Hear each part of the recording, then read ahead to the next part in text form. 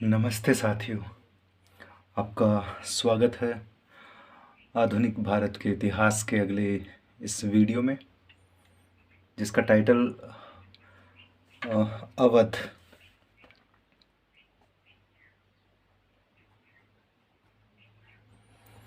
जैसा कि हम जानते हैं कि ये भी एक भारत का बहुत ही इम्पोर्टेंट राज्य रहा है। तो सबसे पहले हम जान लेते हैं अवध के संस्थापक। तो अवध के जो संस्थापक जो हुए थे उनका नाम है सआदत खां बुरहान उल मुल्क। तो देखिए, सआदत सआदत खां बुरहान उल मुल्क ये अवध के संस्थापक थे। इनको 1722 ईस्वी में 1722 में क्या बनाया गया था? इनको अवध का सूबेदार बनाया गया था। तो अवध का सूबेदार, ठीक है। इसके बाद अगर मैं सआदत खां बुरहान के बारे में बात करूं तो ये काफ़ी निडर, कर्मठ, दृढ़ प्रतिज्ञ और बहुत तेज़ आदमी, इसको हम मान सकते हैं। तो इनके दौरान शासन 18वीं शताब्दी में व्यवस्था क्या बन चुकी थी कि जमींदार जो है वो मोस्टली बगावत करना वो शुरू कर चुके थे। तो इनके शासनकाल में भी क्या हुआ कि बगावतें जो हैं वो होना स्टार्ट हो गई। तो बगावतें, जो ज़मींदारी बगावतें जो होती थी, किस टाइप की होती थी, यानी कि क्या क्या, किन किन, वो ज़मींदार जो है वो क्या क्या करना शुरू कर दिए थे। तो कुछ ज़मींदार क्या करते थे कि वो माल गुजारी जो होती है वो नहीं देते थे। माल गुजारी से इनकार ही कर दिया उन्होंने कि हम तो देंगे ही नहीं, आपको जो करना है वो कर लो, ऐसे। दूसरा उन्होंने क्या किया कि अपने खुद के लिए निजी सेवाएं जो हैं उन्होंने वो खुद सॉरी, निजी सेवाएं जो हैं उनका गठन किया, निजी सेवाओं का गठन किया अपने लिए। और इसके बाद वो साथ साथ में क्या हुए, उन्होंने बहुत सारे किले बना लिए अपने लिए, और साथ ही ये जो शाही सरकार थी उसकी अवमानना करते थे, सरकार की अवज्ञा या अवमानना। इस टाइप से ये जो जमींदार थे, लोकल वहाँ के जमींदार, वो बगावत करना शुरू कर दिए थे, ठीक है। तो अब ये जो अपना ये सब करते थे तो वर्षों तक सआदत खां को इनसे लड़ना पड़ा था।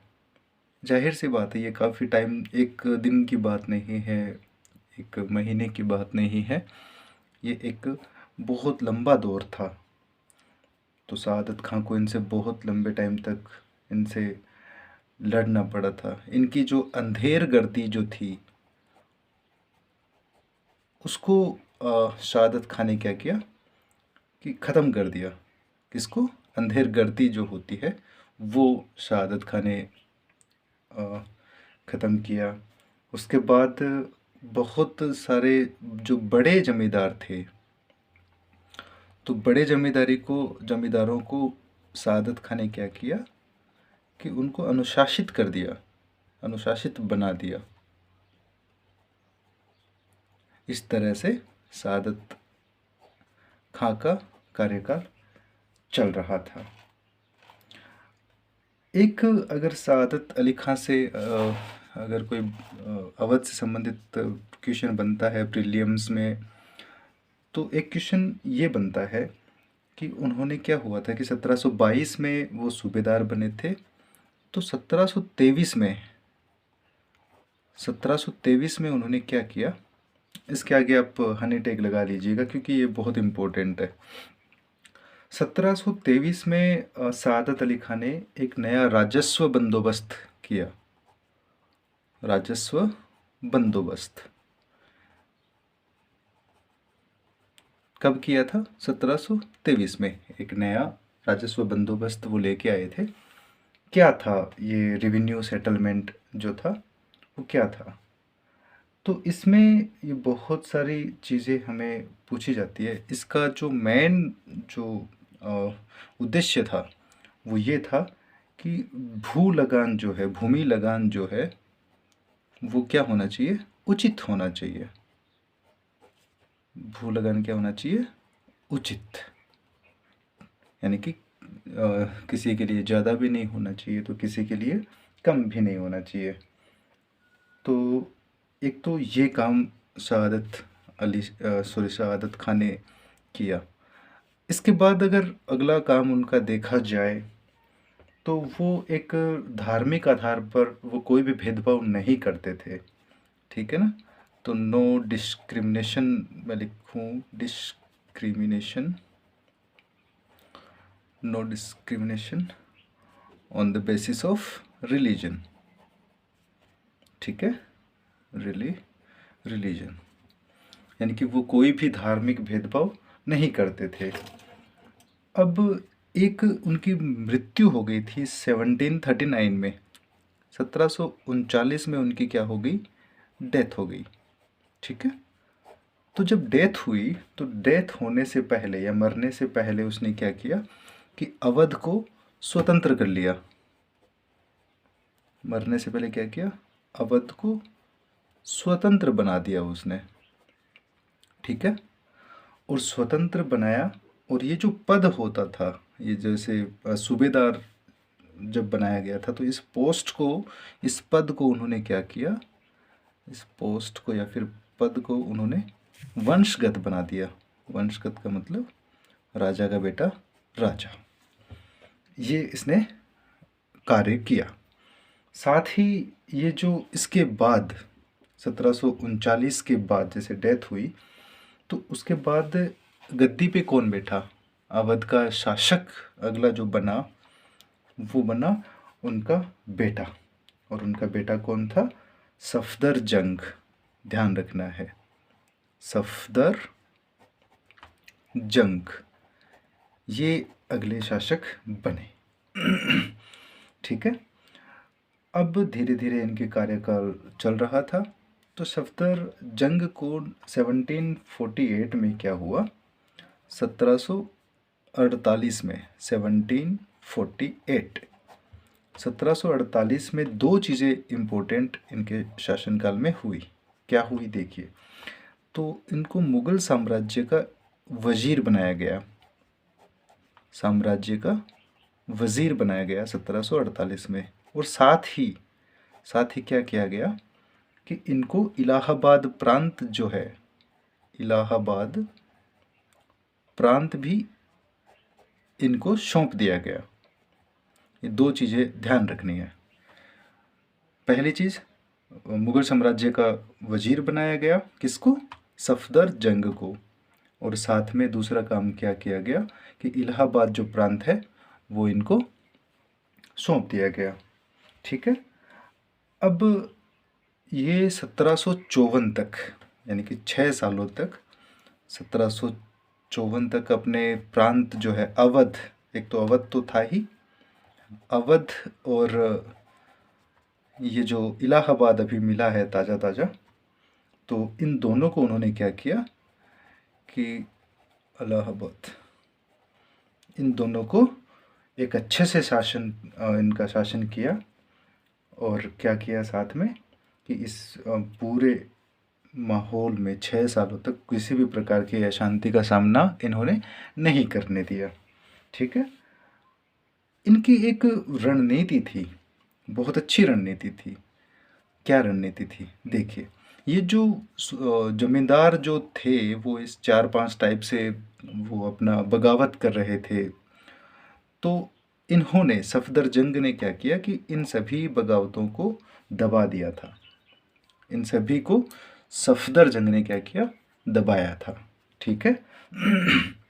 दूसरी अगर मैं बात करूँ इम्पोर्टेंट, तो यह थी इनकी कि मराठों से मित्रता इन्होंने की, मराठों से मित्रता। अब हमें पता है कि हम अपने पड़ोसी को दोस्त बना लेंगे तो हमें उससे कोई नुकसान होने की गुंजाइश कम हो जाती है। ठीक है। और इसका रीज़न भी यही था। इसका रीज़न क्या था, मराठों से मित्रता क्या थी? तो जो रीज़न है वो इनसिक्योरिटी का था। इन सिक्योरिटी।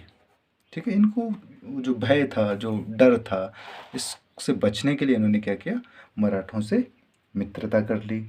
और कई राजपूत शासक जो थे, राजपूत सरदार, शेखजादे, ये जो थे, राजपूत हो गए, सरदार और शेखजादे, इनसे इनका क्या किया, इनको उन्होंने स्वामित्व जो है वो ग्रहण किया।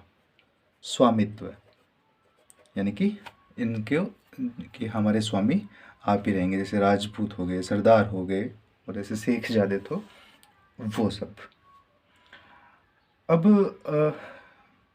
बंगश नवाबों के साथ, मतलब ये जो 1750 और 51 के दौरान रोहेला और बंगश पठानों के साथ लड़ाइयाँ लड़ी थी, तो वो भी इन्हीं के शासनकाल में हुआ था।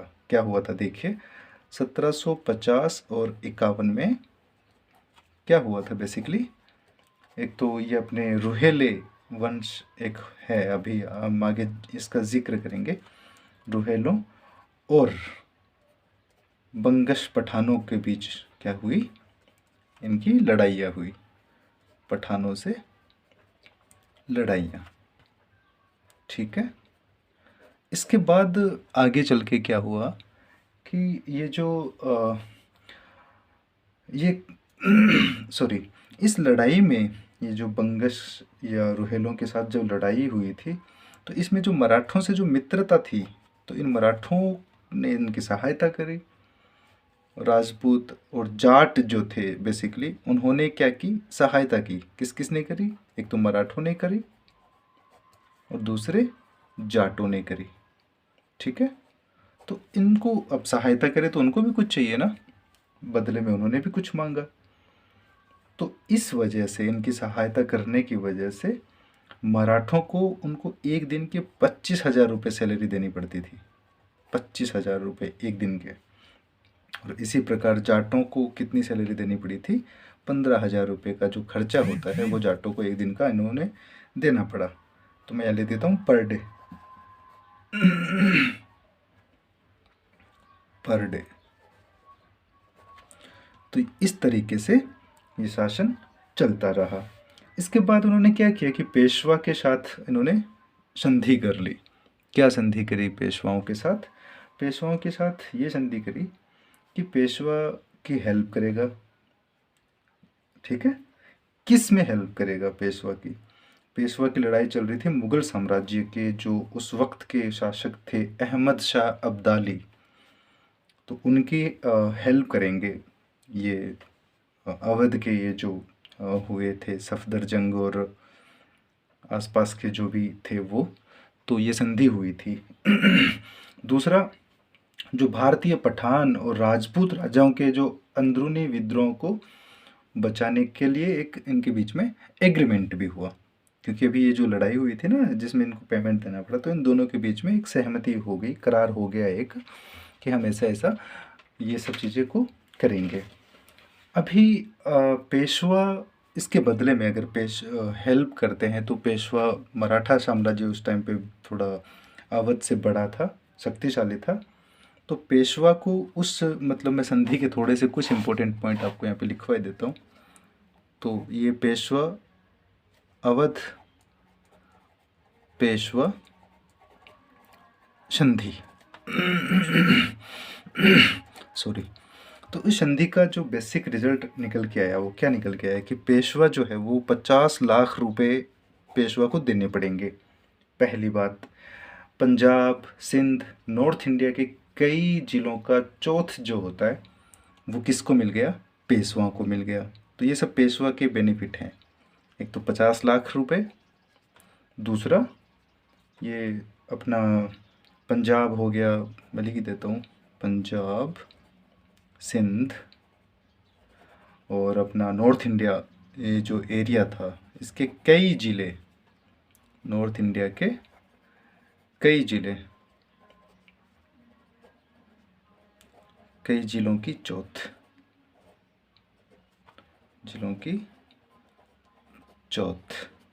ये सब इनको देना पड़ा। पेशवा जी ने क्या किया कि पेशवा जी अपने अभियान पे चल ही रहे थे, तो उन्होंने दिल्ली के पास जाते जाते एक सफदरजंग के दुश्मनों से उन्होंने हाथ मिला लिया। तो हाथ मिला लिया, अब दुश्मन के साथ जाके मिल गए, तो ये संधि बनी रहेगी क्या? एग्रीमेंट तो टूट गया, जो कि एग्रीमेंट में लिखा गया था ये बात। तो एग्रीमेंट क्यों टूटा? क्योंकि पेशवा जो थे, पेशवा दिल्ली में सफदरजंग के दुश्मन जो थे उनसे उन्होंने वो जाके मिल गए उनसे। तो इस तरीके से ये एग्रीमेंट जो हुआ था वो क्या हो गया? ख़त्म हो गया एग्रीमेंट। ये सब चीज़ें मराठा और इन सब के बीच में चलता रहा। आगे हम और पढ़ेंगे डिटेल्स में। और साथ ही ये जो टॉपिक है वो बहुत प्यारा सा छोटा सा टॉपिक है, अवध, जिससे कि एक क्वेश्चन बनता है डेफिनेटली। तो आप सभी को उम्मीद करता हूँ ये हमारा छोटा सा टॉपिक समझ में आया होगा, और ज़्यादा से ज़्यादा आप इसको देखने के लिए, समझने के लिए हमें लाइक कीजिए, मोटिवेट कीजिए। हम आपके साथ यूं ही नए नए वीडियो बना के लेके आएंगे। Thank you.